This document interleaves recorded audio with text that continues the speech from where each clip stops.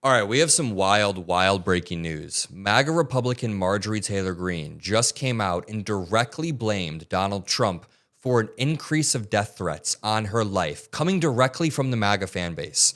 Now, this all blew up over the past 24 hours after Donald Trump withdrew his endorsement from Marjorie, calling her Wacky Marge or Marjorie Trader Greene. He even called her Marjorie Taylor Brown this morning and saying that like green turns to brown when it's bad is in grass. I don't even know. He is losing his mind and he is trapped into a corner due to the Epstein files being released. So Marjorie came back last night and said, listen, we just want to see the Epstein files. And she posted text messages of her and Donald Trump where she was asking him to release the files. He never responded other than publicly crashing out and blowing up on Marjorie. Well, today, she just came out and said that she has to potentially increase her security, that she is receiving a slew of death threats, and she directly names and blames Donald Trump. I'm going to read her post right here, but let me just point out, this is how Donald Trump has been playing politics for the past decade plus. His entry into American politics was calling people nicknames, saying personal insults, attacking their family members, attacking, even recently, Judge Merchan's daughter, Mike Pence, Mike Pence's daughter, Dick Cheney, Dick Cheney's daughter. He attacks people's wives, Ted Cruz's wife. He attacks people personally. That is how he plays politics. And to him, in a position of power, he doesn't care. To him, power dynamics don't exist. It's fun and games. But not everybody has the insular bubble of money around themselves to constantly have security and be living in a high rise on Trump Tower like he does. Some people have daily lives to live.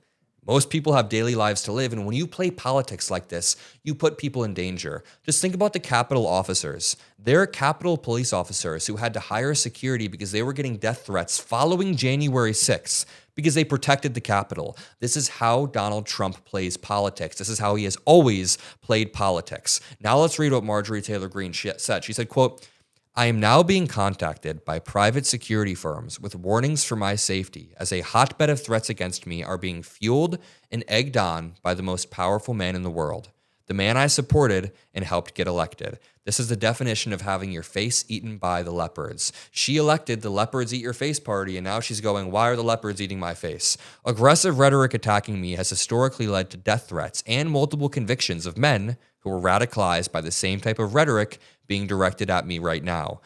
Honestly, just to be 100% honest, I don't feel bad for Marjorie Taylor Greene. I feel bad for most other people who have this type of political ire directed at them, but Marjorie Taylor Greene thought this was funny like 5 months ago. She thought this shit was a game like 3 months ago. She was okay with Donald Trump spreading election fraud lies and saying insane stuff because it benefited her politically. But now that it's being targeted towards her family and her, she's like, wait a minute, maybe it's not fun to have the president of the effing United States naming you and your family essentially, and going after you. Maybe that's not a good thing to have happen. We've kind of all forgotten how much the words of the president means. They're supposed to be important, intentionally crafted words, not just attacking people. But to continue, Marjorie said, aggressive rhetoric like this has historically led to death threats from men due to the same type of rhetoric being directed at me, this time by the President of the United States. As a woman, I take threats from men seriously. And I understand the framework that she's using. I mean, honestly, this is something that feminists, like average liberals, would use. Of course, women have oftentimes weird power dynamics where men take advantage of them, and men then threaten women or do things to women because they think that they're allowed to do it, like Trump did. These power dynamics have always existed, but hearing Marjorie say it, I mean, I believe it. Trust me, I believe it. But it just rings a little bit hollow. Marjorie would have laughed at this and called this woke like a year ago if you tried to imply that men abused power dynamics to take advantage of women, both in the workplace or in Congress or in politics or anywhere or in school or in college. Of course, this always happens. Thank you, Marjorie. Thank you for catching on. She says, I now have a small understanding of the fear and pressure the women who are victims of Jeffrey Epstein and his cabal must feel. I mean, yeah, that's actually a really good point. She is now facing a lot of pressure from all angles to be quiet, to not out these powerful men, to back off. And I get that. I don't get it. I haven't felt it, but I understand what she's saying. As a Republican who overwhelmingly votes for President Trump's bills and his agenda, his aggression against me, which also fuels the venomous nature of his radical internet trolls, this is completely shocking to every... Wait a minute. Marjorie Taylor Greene says, this is completely shocking to everyone. Everyone? This is shocking to everyone? I'm pretty sure like 65% of the country could have guessed that the president of the United States will try to get you effing killed when you split with him. What has he done every single time there has been dissent, both in the Democratic Party and especially in the Republican Party? He raids the home of John Bolton. James Comey is indicted. Mike Pence almost got hung. Mike Pence almost got hung. Quote, my phone is blowing up with constant, amazing support. I'm so thankful. The political industrial complex and the toxic violent nature of American politics must end.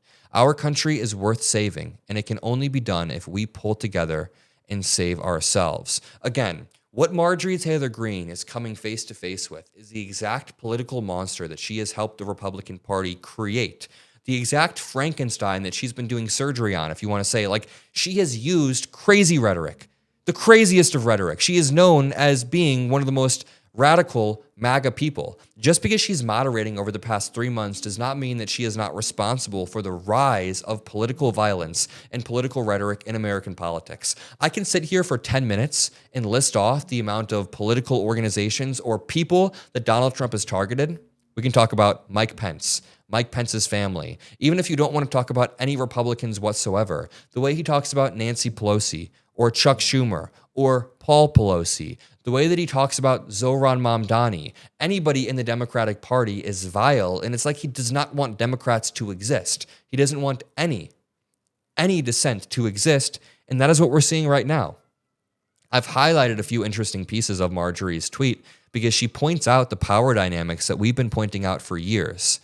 If I sent out a crazy tweet saying Marjorie Taylor Greene is the worst in the world, MAGA Marge, Wacky Marjorie, if I had nicknames for her, that's different. I have like 110,000 followers on Twitter, which is a lot, but it's like I don't have legitimate institutional pull. When Donald Trump, the leader of the free world, in a top-down manner is directing everybody beneath him to follow his lead, from his supporters to people in institutions, to people in the Heritage Foundation, to people in Congress. And his lead is just bullying Marjorie Taylor Greene or calling her Wacky Marge or saying that she's Marjorie Taylor Greene, then it hits a lot different. So as much as I am not happy that this is happening to Marjorie, of course, I'm not happy. I don't really feel bad that it's happening. She is being hoisted by her own petard. She is now facing in the mirror which she has for years been cultivating within this MAGA fan base.